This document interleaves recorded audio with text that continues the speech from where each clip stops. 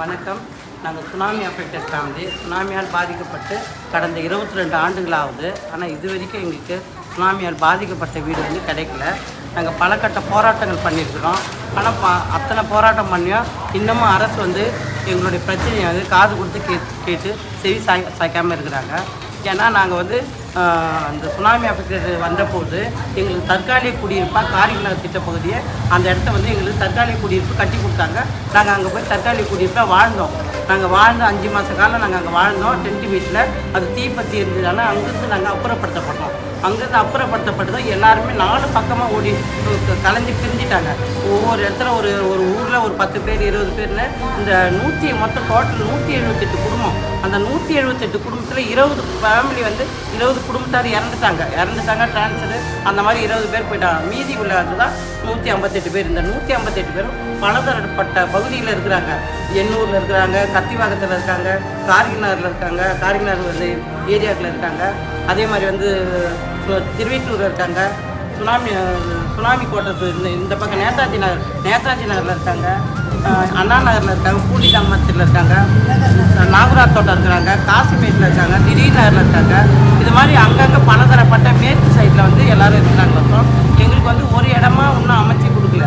இது வந்து நிறைய இப்போ வந்து எங்களுக்கு அந்த கார்கில் நகரில் வந்து 5000 பேருக்கு மேற்பட்டு தான் வீடுங்களை தற்காலிக குடியிருப்பு கட்டி கொடுத்தாங்க.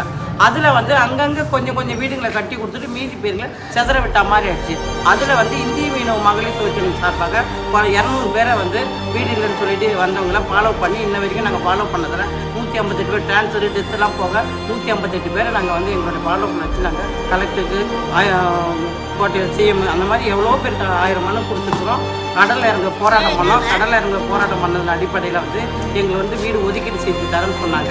அதே மாதிரி எங்களுக்கு கொடுத்த அந்த காரிநகர் திட்டப்பகுதி இடத்துல அடுக்குமாடி குடியிருப்பு 15 அடுக்குமாடி குடியிருப்பு கட்டியிருக்காங்க.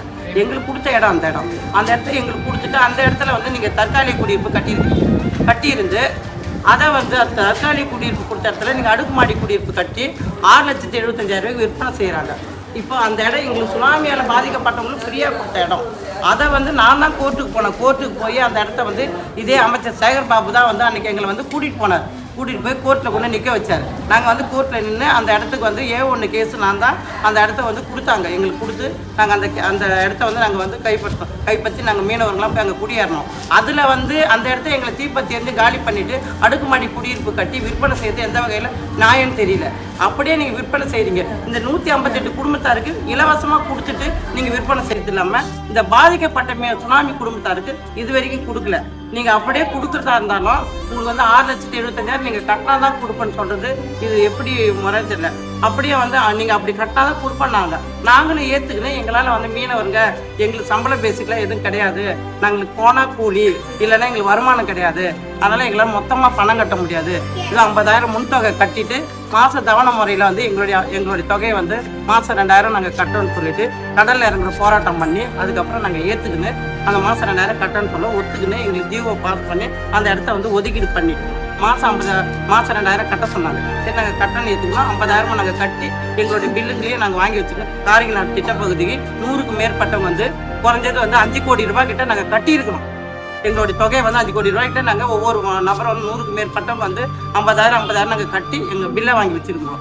பில்லு வாங்கிட்டு இது வரைக்கும் 3-4 வருஷம் 2003 முன்னே நாங்கள் கட்டிட்டோம். அப்படி நாங்கள் கட்டின தொகைக்கு இது வரைக்கும் என்ன பண்ண எங்கள் காசை வாங்கி கம்பி ஆணி கோணி கல் மண் சிமெண்ட் வாங்கி நீங்கள் ஊட கட்டிட்டு எங்களுக்கு இது வரைக்கும் ஊட கொடுக்கல. ஆனால் 6,47,000 ரூபாய்க்கு நீங்கள் வீடு விற்பனை செய்றீங்க.